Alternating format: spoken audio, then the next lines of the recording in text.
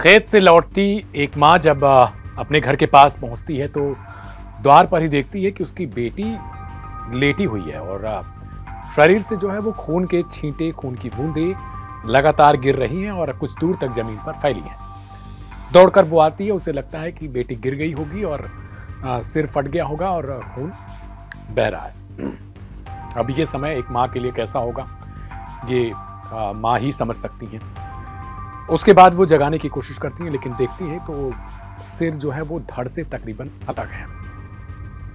ये समय उनके लिए सबसे ज्यादा पीड़ादायक रहता है। वो चीखती चिल्लाती हैं और उन्हें समझ नहीं आता कि आखिर मेरी बेटी के साथ ऐसा किसने किया।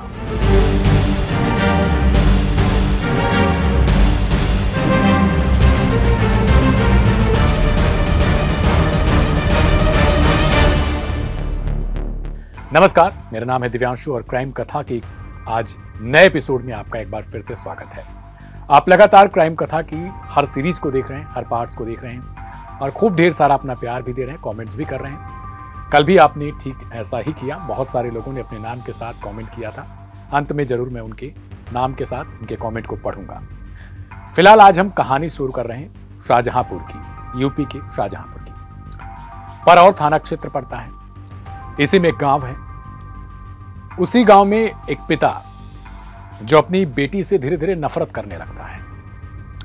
नफरत क्यों करता है? क्योंकि बेटी को वो कई दफा समझा चुका है कि बेटा ये समझ जाओ, किसी से बातचीत मत किया करो। बेटी की उम्र 15 से 16 साल है। पिता तो बेटी से चिढ़ता है, लेकिन पूरा परिवार बेटी को मानता है, बच्ची जो ठहरी। लेकिन पूरा परिवार पिता से चिढ़ा रहता था। पिता का नाम भूपेंद्र सिंह है, लेकिन पूरा परिवार न जाने क्यों चिढ़ा चिढ़ा सा रहता था, खपा रहता था। और उसके बाद पूरा परिवार ये सोचता था कि देखो कभी बेटी के साथ ये कुछ कर ना बैठे। इसके पीछे की कहानी ये थी कि भूपेंद्र सिंह कुछ सालों पहले क्षत्रिय था, लेकिन उसने अपने धर्म को बदल दिया। उसने सिख धर्म को स्वीकार कर लिया। परिवार वाले मना कर रहे थे, लेकिन भूपेंद्र के मन में आ चुका था कि नहीं, उसे अपना धर्म बदलना है तो बदलना है।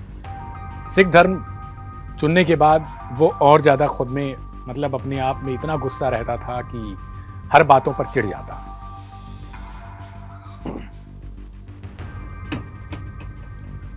परिवार वाले समझाते बुझाते रहते थे, लेकिन वो किसी की बात सुनने को तैयार नहीं। पत्नी भी कहती थी कि ऐसा क्यों करते हो, लेकिन नहीं सुनता था।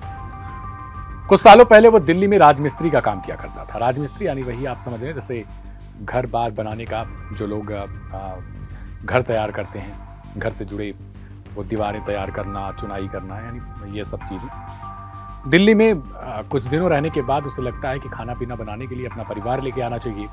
भूपेंद्र अपने परिवार समेत, जिसमें उसकी बेटी भी रहती है, बेटी को भी लेकर चला आता है दिल्ली। दिल्ली में ही कुछ दिनों तक ठीक ठाक सब चलता है, लेकिन बेटी जो 15 से 16 साल की है, वो अचानक से एक दिन किसी लड़के से मिल जाती है। अब लड़के से मिलती है तो लड़का भी उससे बातचीत करता है और धीरे धीरे यही बातचीत आगे बढ़ती रहती है। कुछ दिनों में ही दोनों में अच्छी दोस्ती और फिर प्यार हो जाता है। 15 से 16 साल बेटी की उम्र है। पिता को लगता है कि ये गलत कर रही है। एक दिन बेटी फोन पर बातचीत कर रही होती है दिल्ली में ही, और तब पिता कहता है कि ये क्या कर रही हो। वो सुनता है तो उसे पता चलता है कि सामने वाला एक लड़का है। वो मना करता है, समझाता बुझाता है कि बेटा ऐसा मत करो, अगर ऐसा करोगी तो मैं तुम्हें छोड़ूंगा नहीं। तो बेटी नासमझ है। उसे लगता है कि पिता ऐसी धमकी, यानी आमतौर पर पिता देते ही हैं, डांटते भी हैं, गुस्साते भी हैं, चीखते चिल्लाते भी हैं, लेकिन ऐसा कुछ नहीं करेंगे वो।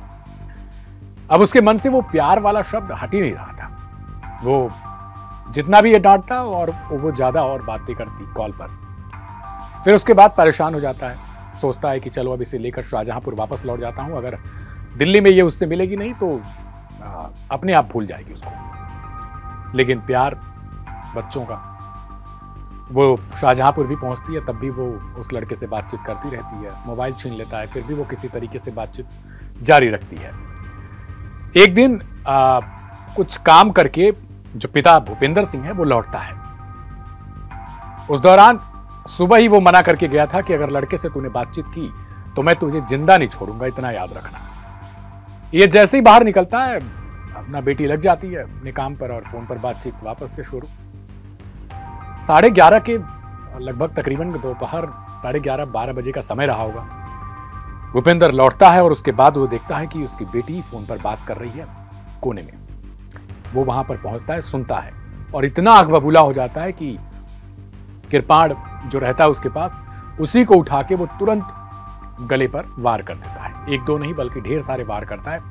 बेटी वहीं तड़प कर जो है वो उसकी इतनी ज़्यादा खून ब्लीडिंग होती है कि वो वापस से वहीं पर गिर पड़ती है और कुछ ही देर बाद वो लाश बन जाती है। अब इसके बाद भूपेंद्र को लगता है कि ये तो उसने गलत कर दिया, अब करे क्या। वो वहां से फरार होना चाहता है, लेकिन उसे डर लगता है किसी ने देखा तो नहीं, और उसे लगता है कि नहीं सेफ है, तो तुरंत वहां से छोड़कर फरार हो जाता है।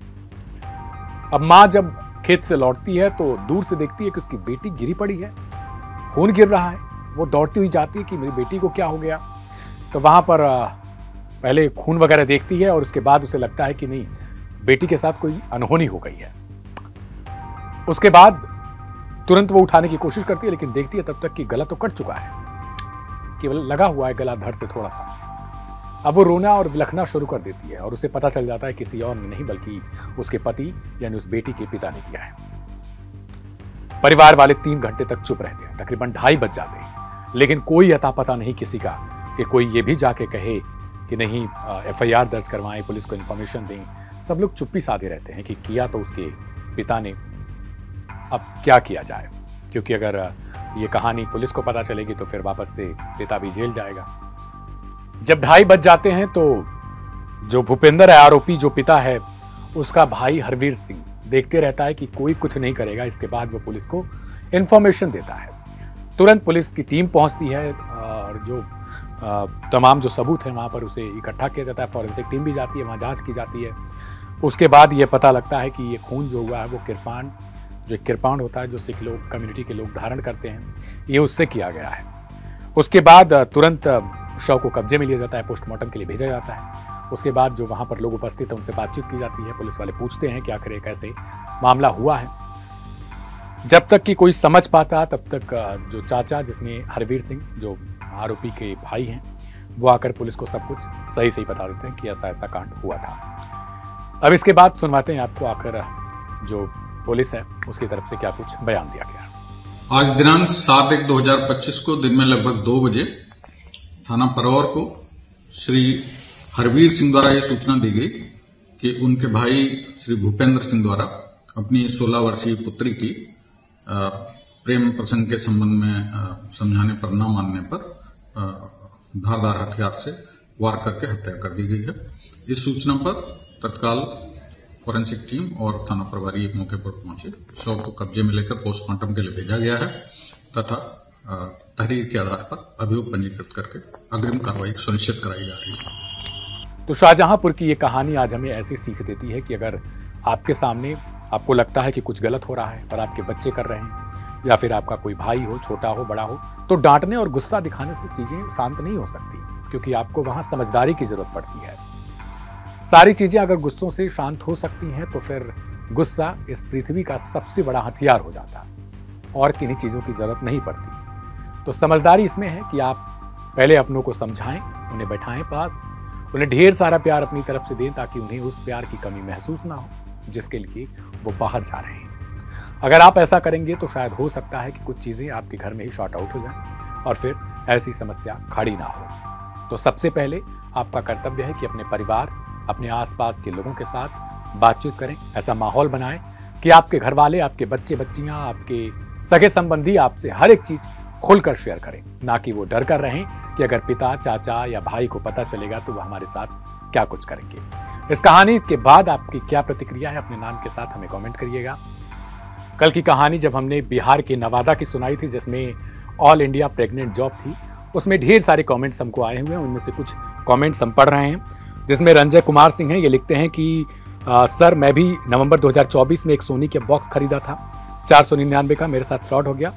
ऐड दिया गया था, उस पर इन्होंने कंप्लेन किया, कोई फायदा नहीं हुआ और इनके साथ और भी चीजें गलत हुई हैं, उसको हम साझा नहीं कर रहे हैं। एक मोहम्मद वाहिद हैं, ये हमें लिखते हैं कि सर मेरे साथ भी ऐसा हुआ है, 3000 तक का चूना लगाया गया, बताऊंगा नहीं मेरे बारे में, लोग गलत सोचेंगे। इसके साथ ढेरों सारे कमेंट्स हम तक आए हुए हैं, अपने नाम के साथ लोगों ने अपनी समस्याएं लिखी हैं, लेकिन हम सबको नहीं सुना सकते। अगर आपकी भी कोई समस्या है, अगर आपकी भी इस कहानी से मिलती जुलती कोई कहानी है, तो उसे अपने नाम के साथ ड्रॉप करिएगा, हमें लिखिएगा जरूर। और आपको ये कहानी कैसी लगी उसे जरूर बताइएगा। कल एक नई कहानी के साथ फिर से हाजिर होंगे, तब तक के लिए दीजिए मुझे इजाजत। अपना ढेर सारा ख्याल रखिएगा और अपनों को अपना प्यार दीजिएगा। नमस्कार।